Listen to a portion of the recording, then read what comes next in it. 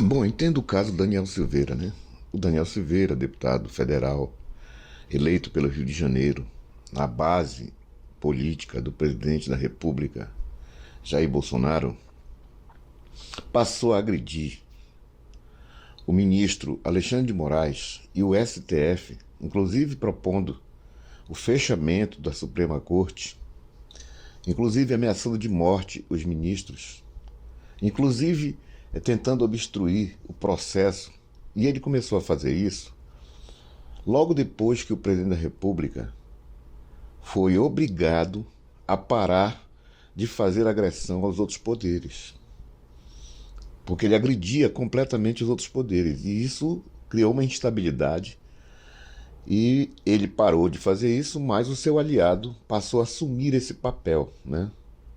O deputado Silveira, né? Que já havia feito outras coisas na sua vida pregressa, como quebrar a placa da rua em homenagem à vereadora Marielle Franco, lá no Rio de Janeiro, um caso que deu repercussão muito grande, né? E abriu-se inquérito. Esse inquérito foi corroborado pelo Ministério Público Federal e o STF, cumprindo seu papel constitucional, processou, deu direito de defesa e, ao final, fez o julgamento e condenou com base na lei que protege os poderes democráticos da nossa nação, do nosso país.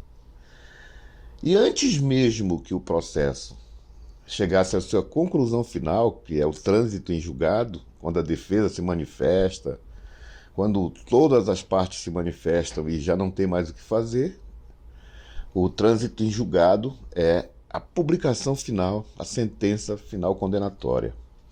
Mas antes que isso acontecesse, o presidente da República surpreendeu a nação usando um instrumento que está na Constituição, que é prerrogativa do presidente da República, com certeza, e concedeu o benefício da graça ao condenado Daniel Silveira, num verdadeiro afronto à Suprema Corte do nosso país, né? Para surpresa minha, várias pessoas que são meus amigos em rede social passaram a elogiar a posição do presidente da República e atacar o STF como se o STF fosse o errado na história, né? Como se o lado errado fosse o STF. E com alguns argumentos. Primeiro, que o deputado não poderia ter sido julgado pela Suprema Corte, pelo aquele crime que deveria ter começado lá embaixo, por juiz de piso, que a gente chama, do juiz de primeiro grau. O primeiro argumento era esse. Contra esse argumento, a gente precisa dizer que o Daniel Silveira tem foro privilegiado e por isso ele só pode ser julgado pela Suprema Corte. Então, isso não é verdade. Segundo, que o deputado não poderia ser condenado por crime de opinião, porque ele tem imunidade parlamentar.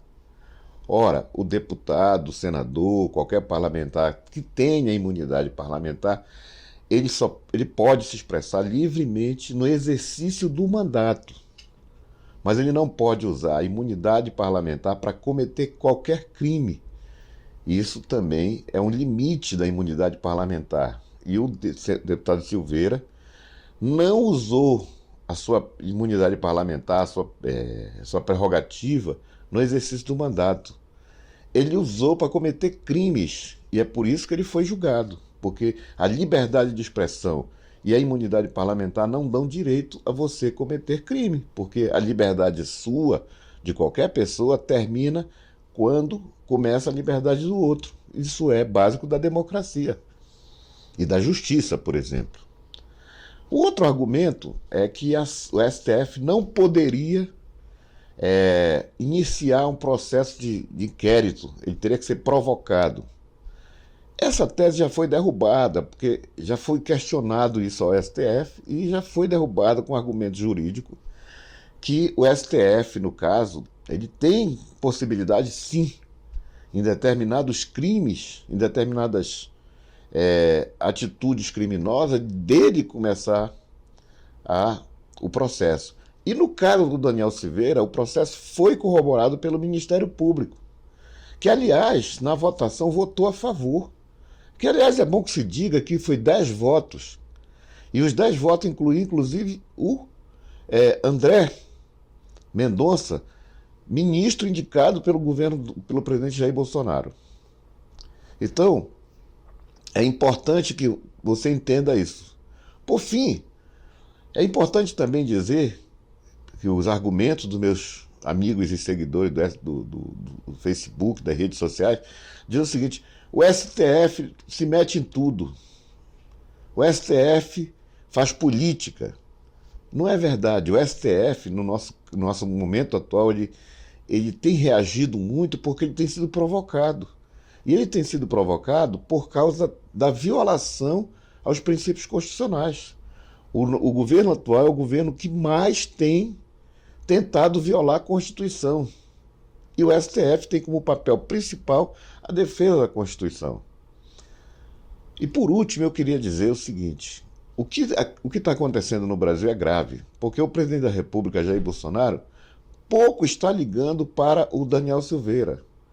O que ele está fazendo é um uso político desse Instituto da Graça e de outros, e do próprio cargo, para incutir nas pessoas, na sua base política principalmente, nos seus eleitores, essa ideia de que a democracia dele é que a democracia que precisa ser preservada, e não a democracia de todos nós.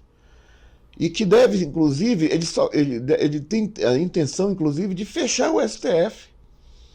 E ao fechar o STF, ele ofende o tripé da República. Da República. O tripé da República, que só funciona com o equilíbrio dos três poderes. E está desequilibrado por causa do ataque dele ao Poder Judiciário. E por que ele não ataca o Poder Legislativo? Que, aliás, se o Poder Legislativo não tivesse sido comprado com um orçamento secreto para fazer tudo o que o presidente da República quer, quem deveria ter iniciado esse processo do Daniel Silveira deveria ter sido a Câmara dos Deputados. Mas o presidente Arthur Lira, o Ciro Nogueira, o Valdemar Costa Neto e todos os deputados que apoiam o presidente da República e que estão nesse momento distribuindo dinheiro do orçamento nas suas bases eleitorais para comprar apoio para ser reeleito, eles estão calados, eles não estão fazendo o papel deles. Por isso que o STF está sendo acionado demais. Porque se o Legislativo tivesse funcionado, já teria cassado o Daniel Silveira. E ele não estaria mais fazendo as palhaçadas que ele faz. Se ele fosse cassado logo no início, aí, se ele continuasse falando, ele responderia no juízo lá de primeiro grau e não viria para o STF. Então, o que nós estamos vivendo no momento é um presidente da República desonesto no seu propósito, que usa o seu poder político para quê? Para fazer o Brasil mais ditador, um Brasil não democrático, para retroceder como nós retrocedemos em 64. É isso que eles estão fazendo. Quando eles incentivam arma, quando eles incentivam o descumprimento de lei, quando eles incentivam o ódio nas pessoas, uns aos outros, quando eles criam memes mentirosos, fake news, como foi na época da vacina, tudo isso é que as pessoas têm que perceber. Não é um problema de esquerda e de direita, não. Nós estamos vivendo outro problema. É democracia contra possibilidade de ditadura no nosso país. Isso tem que ser evitado. Os democratas de todas as correntes políticas precisam se unir como nós nos unimos em 64, como nós nos unimos em 86 para fazer a Constituição Cidadã. Então o momento é de defesa da Constituição. Por isso que eu encerro dizendo o seguinte: a grande maioria das pessoas que se manifestaram a favor do presidente não são da área jurídica, não são advogados, têm dificuldade em entender o papel do Estado, têm dificuldade em compreender o alcance da democracia, a relação entre os poderes, e acho até que isso é culpa da ausência desses temas nas escolas, para que as pessoas aprendam o que é democracia, quais são os valores democráticos, quais são os direitos das pessoas, como é que a sociedade deve se manter unida para defender isso, qual é o papel do presidente da República, o papel dos parlamentares, qual é o papel dos juízes, então, e não vir nas redes sociais falar coisas, não vir na rede social falar coisas que não correspondem à verdade e defender autoritarismo, defender quebra da democracia, defender violação de direitos. Isso não pode acontecer. Então eu fiz questão de fazer essa gravação, porque eu acho que eu tenho o direito de, como advogado, como estudante de jurista, como político, como defensor da democracia, de vir ajudar as pessoas a refletirem e não cair nesse conto autoritário que o presidente da República tenta a toda hora implantar na consciência de pessoas de bem.